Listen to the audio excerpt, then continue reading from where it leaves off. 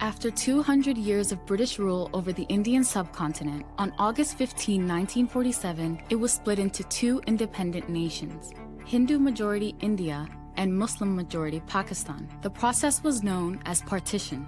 Most people wanted independence, but what came after that was tragic. Some 17 million people were displaced, and an estimated 1 million were killed. Prior to colonization, the subcontinent was made up of princely states where many religions coexisted.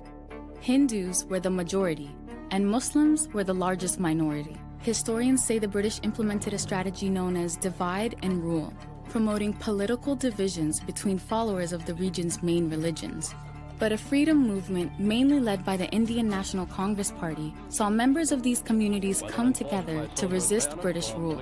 Led by Mahatma Gandhi and others, the largely non-violent campaign forced the British to act, and the UK announced its plans to quit the vast nation after the Second World War.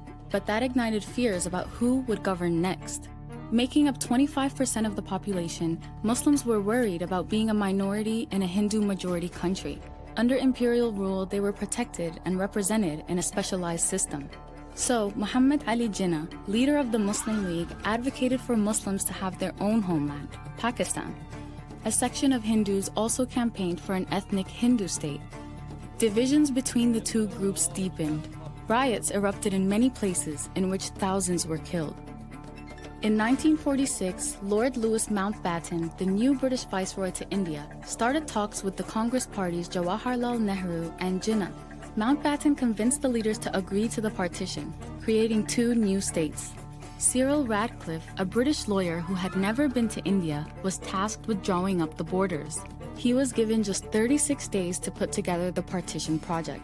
Using outdated maps and census records, his committee came up with this: India, West Pakistan, and East Pakistan, which would later become Bangladesh.